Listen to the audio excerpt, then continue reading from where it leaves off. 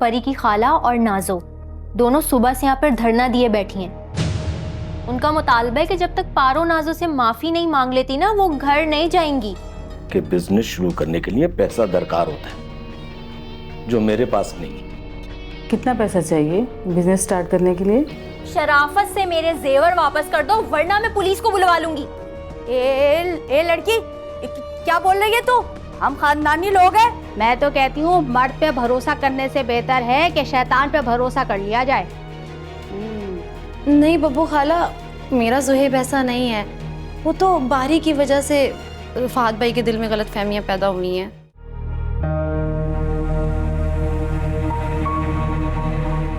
जवार अंकल को कॉल करती हूँ।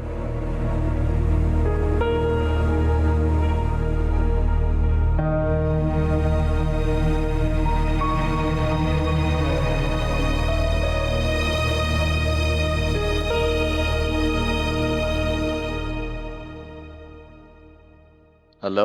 Hello uncle. आज अंकल की कैसे याद आ गई बेटा? मैंने सुना है कि आपने साजदा आंटी से शादी कर ली है, तो मैंने सोचा कि मुबारकबाद ही दे दूं आपको। भाई खैर मुबारक, खैर मुबारक। सही पता चला है तुम्हें। कैसी हैं आप वो? भाई है तो बहुत अच्छी, मगर एक बात है, तुम्हें बहुत कोसती है। मगर बेटा तुम्हें फिक्र करने की कोई जरूरत नहीं है। जवार अंकल है ना, सब संभाल लेंगे। वो अंकल, दिल बहुत उदास है मेरा। ज़ुहैब से बात करने का कोई रास्ता निकल सकता है? जब से जेल गया है एक बार भी बात नहीं हुई है मेरी उससे। अगर उससे मुलाकात का कोई रास्ता निकल सकता है तो वो भी बताएं मुझे। हाँ बेटा, बात ये है कि देखो जेल का मामला है। जेल में ताजा हवा से सांस लेना और गरम रोटी खाने के लिए भी पैसे लगते हैं। अब पैसे अगर खर्च किए जाएं तो ही कोई रास्ता निकल सकता है। अंकल कितने पैसे लगेंगे? भाई तकरीबन मेरा ख्याल है 10-15 हजार रुपए तो खर्च होंगे। भाई देखो 5,000 रुपए तो हमें देने पड़ेंगे वकील को, ताकि वो हमारी मुलाकात का पर्चा बनवाए। फिर बाकी ये कि 10,000 रुपए, 2,000 इसको दे दिए था जेल में, उसको दे दिए, उसको दे दिए, इस तरह करके 10,000 वहां खर्च होंगे। गोया 15,000 रुपए कम से कम हो। ठीक है अंकल, मैं पैसों का बंदोबस्त करके आपको कॉल करती हूँ। ठीक है, पर तुम एक काम करना कि मुलाकात से 2 दिन पहले पैसे भिजवा देना, क्योंकि वकील को जाके पैसे देने होंगे, फिर वो अगले दिन जाके वो पेपर वेपर बनवाएगा। ठीक है अंकल, मैं कल आपको फोन करती हूँ। ठीक है बेटा, ओके।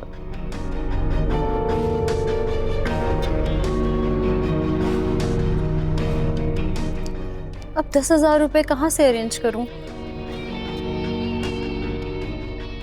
मेरे पास सोने की चेन पड़ी हुई है, वो बेच देती हूँ। हाँ ये ठीक है।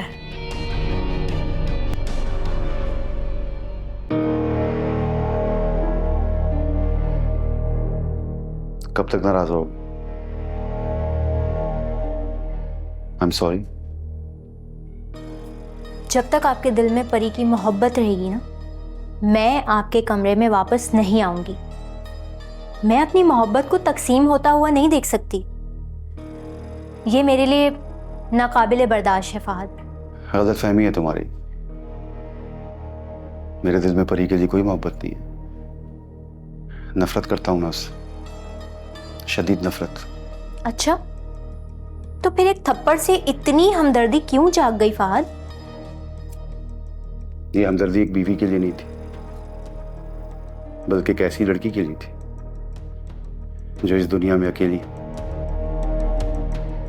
मेरे अलावा उसका कोई नहीं है। बब्बू खाला से कोई ताल्लुक नहीं है उसका। नाज़ो उसकी सौतेली बहन है। यही एक वजह है कि मैंने उससे अभी तक तलाक नहीं दी। देखो पारो, तुम मुझसे जो मर्जी काम लो, मगर हाथ उठाना तुम्हें जेब नहीं देता।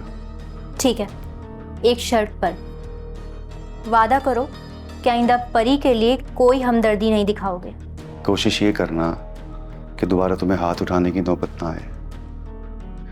मैं उसे खुद सजा देना चाहता हूँ। उसका गुनाह बहुत बड़ा है, और वैसे भी बेवफाई की सजा बेरुखी जो उसे मिल रही है।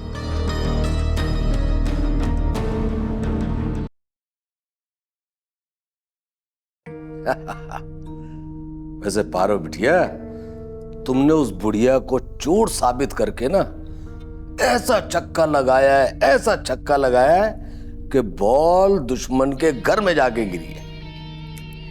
अरे अब्बा, आप जैसा कोच हो ना तो 0 पर आउट होने का सवाल ही पैदा नहीं होता। नाजो बब्बो खाला को इसलिए लाई थी कि वो मुझसे माफी मंगवा सके। बड़ी खाम ख्याली थी उनको, अभी तक मुझे जानती नहीं है।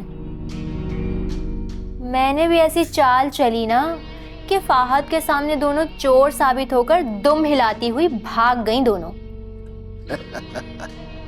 वैसे तुमने फाहद के सामने उसे चोर साबित करके ना बड़ा अच्छा किया।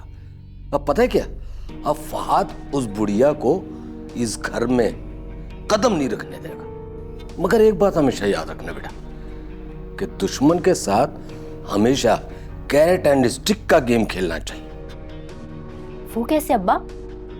देखो बेटा, अगर दुश्मन के घर के सारे दरवाजे बंद हो जाए तो आपको कैसे पता चलेगा कि वहां क्या चल रहा है। इसलिए एक खिड़की खुली रहनी चाहिए ताकि तुम उसको गले से दबोच के रखो, और मैं वहां जाऊंगा और तुम्हें खूब बुरा भला कहूंगा ताकि उनके दिल में अपने लिए जगह बना सकूं और उनका भरोसा भी मुझ पर हो जाए, ताकि मुझे ये पता चले कि उनके दिल में क्या है। अब्बा, लगता है आपने किसी अमरीकी से दोस्ती कर ली है।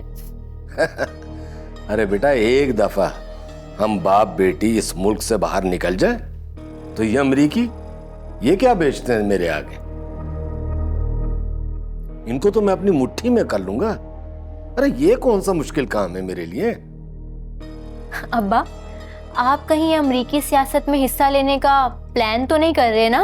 अरे बेटा, अगर हम इन सब लोगों को शिकस्त देने में कामयाब हो गए ना तो हमें कौन रोक सकता है दुनिया फतह करने। अरे अब्बा, बस बस, इतने बड़े बड़े ख्वाब ना देखें कि उनके वजन तले दबकर रह ही जाएं हम लोग। अरे बेटा, जवार जैसा शातिर आदमी गलत जगह पैदा हो गया। अगर वहां पैदा होता ना तो आज मुल्क का वजीर आजम होता। अरे अब्बा, इंसान को ना पैसे के लिए इतना भी अंधा नहीं होना चाहिए कि वो अपना मजहब ही भूल जाए। खैर, अब आराम करें, मैं जरा जाके परी बीबी को तो देखूं वो किचन में क्या कर रही है, और फाहद भी आने वाले हैं। बेटा, तुम एक काम करो कि मुझे चाय दे दो, फिर थोड़ी देर आराम करके मैं जाता हूँ बब्बो की तरफ, फिर जाके उसको आराम करने की कोशिश करता हूँ।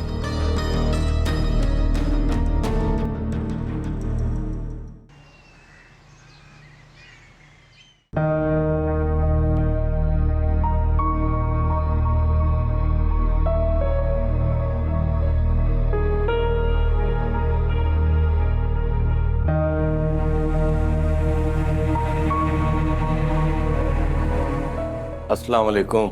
वालेकुम सलाम। कैसी हैं बब्बू बहन? बस जी रहे हैं अपनों में गैरों की तरह। जवार भाई, अच्छा हुआ आप आ गए, वरना मैं तो आपको फोन करने वाली थी। आपकी बेटी ने मेरे साथ अच्छा सलूक नहीं किया। अगर उसको हमारा घर में आना पसंद नहीं है तो साफ मुंह पे मना कर देती। अरे हमें इस तरह तकलीफें क्यों दे रही थी, इतनी बातें क्यों सुनाई? मैं तो उसके घर पे थूकती भी नहीं, मगर बब्बू बहन आराम से मेरी बात सुन ले। देखें, मुझे ये पता चला था कि पारो का जेवर आपके पर्स से निकला है। हे अल्लाह, तौबा तौबा तौबा। लो भला बताओ, आप मुझे चोर समझ रहे हैं? नहीं, ऐसी कोई बात नहीं है। देखें, बात ये है कि पारो भी ना थोड़ी सी भुलक्कड़ है। भाई, हो सकता है कि उसने अपना जेवर आपके पर्स में रख दिया हो और वो समझ रही हो कि उसके पर्स में रखा है, और फिर वो भूल गई हो। बहरहाल देखें, जो भी हुआ बड़ा बुरा हुआ, मगर आपको इस तरह उसको घर से नहीं निकालना चाहिए था। ये बहुत बुरा हुआ है। देखिए, मैं ये जानता हूं कि आप फहद के ससुराल वाले हैं। अब इस तरह घर से जलील करके निकालना ये कोई अच्छी बात तो नहीं है। अच्छा जवार भाई, आप अगर मेरी बेइज्जती का मजाक उड़ाने आए हैं ना, तो आपको यहाँ आने की जहमत करने की जरूरत नहीं थी। अरे बब्बू बहन, कैसी बातें कर रही हैं आप? मैं तो पारो की तरफ से आपसे शर्मिंदा होके माफी मांगने आया हूँ। बल्कि असल बात बताऊं, मुझे पारो ने ही आपके पास भेजे। तो अभी तक माफी क्यों ना मांगी? जलील होने के ताने दिए जा रहे हैं। अरे तो आपने मौका कब दिया माफी मांगने का? तो आप मांग लो ना माफी, दे रही हूँ ना मौका, क्यों नहीं मांग रहे? देखो बब्बू बहन, मेरा आपके घर तक चलकर आना और माजरत करना ये माफी ही तो है। अब अगर आपको तसल्ली नहीं हो रही है तो ठीक है भाई, फिर मैं हाथ जोड़ के आपसे माफी मांगने को तैयार हूँ। बस रहने दें, मैं आपकी बेटी की तरह फिरौन मिजाज की नहीं हूँ। बस जो हो गया सो हो गया। तो भला बताओ। बहुत शुक्रिया बब्बू बहन कि आपने मेरी माजरत कबूल कर ली। अब मैं चलता हूँ। अच्छा, वो नाजो नहीं नजर आ रही? होगी इधर उधर कहीं होगी, आप कहें तो बुला दूं। मिलना चाह रहे हो? बुला दूं, बताओ। नहीं नहीं नहीं नहीं नहीं, अभी मुझे जल्दी है। मैं फिर आऊंगा ना, तब मिल लेंगे। चलो, खुदा हाफिज। हाँ, अल्लाह हाफिज।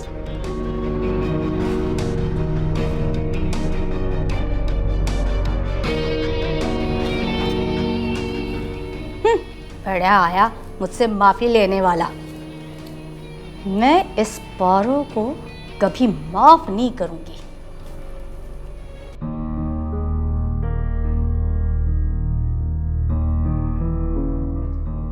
बेटी, कैसी हो?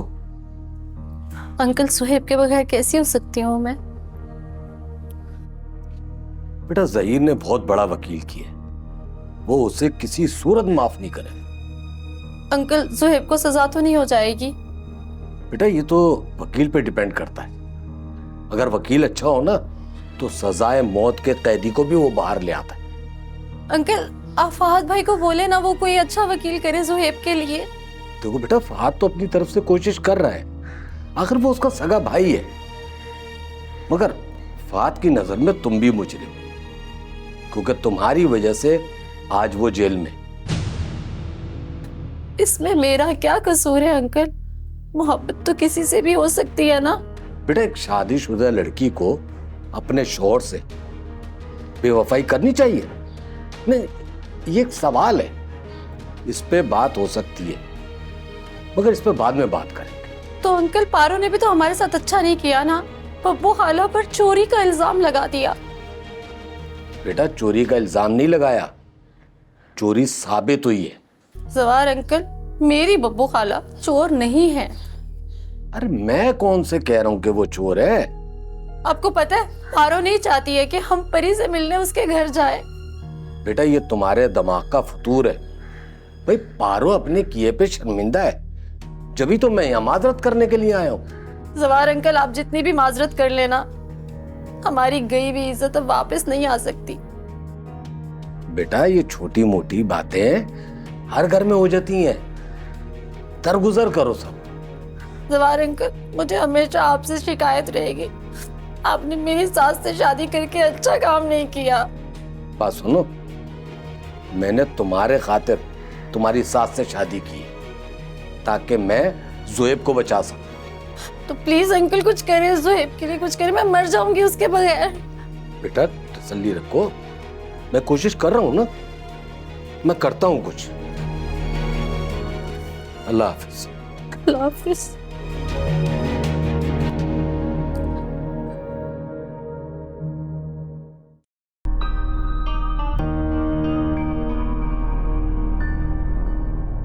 कहाँ गए थे आप फहद? ज़ुहेब के वकील से मिलके आ रहा हूँ। अच्छा, क्या कहा उसके वकील ने? अगले हफ्ते आखिरी पेशी है। अगर नाजो ये कह दे कि वो अपनी मर्जी से यहाँ आई थी तो ज़ुहेब की सजा माफ हो सकती है, वो रिहा भी हो सकता है। तो फिर नाजो से बात करो तुम। जिस तरह तुमने नाजो और उसकी खाला बेइज्जत करके घर से निकाला है, किस तरह उनका सामना करूं, कैसे नजरें मिलाऊं उनसे? तो फिर परी से बात कर लो। तो परी के साथ कौन सा अच्छा किया तुम? देखो फहद, मुझ पर ना इल्जाम देने की जरूरत नहीं है। बब्बू खाला के पर्स से मेरा जेवर बरामद हुआ था, हमने तो उनको पुलिस के हवाले नहीं किया, बल्कि बब्बू खाला को तो हमारा शुक्रगुजार होना चाहिए था। और बाकी रह गई परी की बात, तो वो अपने किए का भुगत रही है और अब तक हमारे घर में पड़ी है, तो इस पे तो उसे हमारा एहसानमंद होना चाहिए। तो अब क्या करूं मैं? अपने भाई की रिहाई की भीख मांगने के लिए उन्हीं के दर पर जाना पड़ रहा है मुझे। अगर नाजो चाहे तो अपनी बहन और खाला का बदला लेने के लिए जुहेब को 7 साल की कैद भी दिलवा सकती है। और वो ऐसा नहीं करेगी फहद। क्यों? क्योंकि वो जुहेब से मोहब्बत करती है। तो ये तो मानती हो ना कि नाजो जुहेब से मोहब्बत करती। हाँ, फिर तो नाजो की मोहब्बत तब सच्ची साबित हो अगर वो सारी बेइज्जती भुला जुहेब के हक में बयान दे। जो भी है फहद, लेकिन नाजो ने अपने शौहर के साथ दगा किया है। मैं खुद नाजो से बात करूंगा।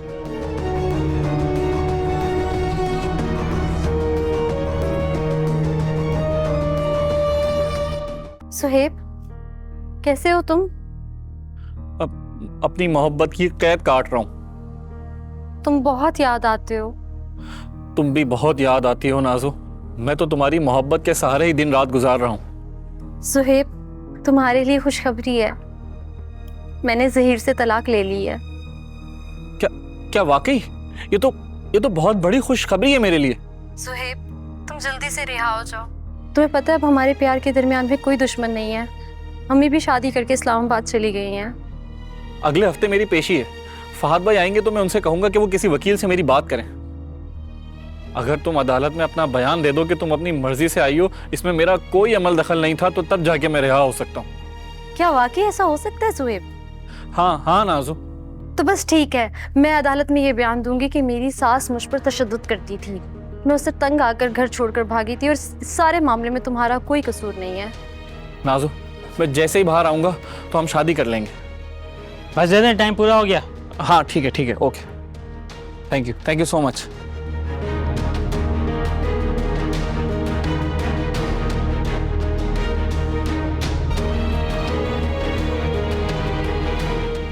थैंक यू अल्लाह मियाँ। नाजो, अगर तुम बयान दे दो कि तुम अपनी मर्जी से आई थी, जुहेब तुम्हारे साथ नहीं था, तो जुहेब रिहा हो सकता। आ गया ना ऊंट पहाड़ के नीचे। लिहाजा मियाँ, किसी के साथ इतनी ज्यादती ना करो कि वक्त पड़ने पे उसका सामना ना कर सको। उस वक्त तो तुमने हमें घर से निकाल दिया था, लेकिन एक लम्हे के लिए तुमने ये नहीं सोचा कि कम से कम मैं इनकी बात तो सुन लूं। लेकिन तुमने तो उस वक्त अपनी बीवी की सुनी, उसकी ही बात पे यकीन किया। बब्बू खाला, ये वक्त इन बातों का नहीं है। फहद भाई, मैं बयान दूंगी अदालत चल के आपके साथ। एवं ही बयान देगी? जब तक पारो मुझसे माफी नहीं मांगती ना, ये घर से कदम बाहर नहीं निकालेगी। बब्बू खाला, तू चुप कर। लो भला बताओ, हमारे साथ खेल रहे थे? तू ज्यादा पढ़ के नहीं बोला कर, मेरा दिमाग खराब हो जाएगा ना, चप्पलों से पीट दूंगी अभी तुझे।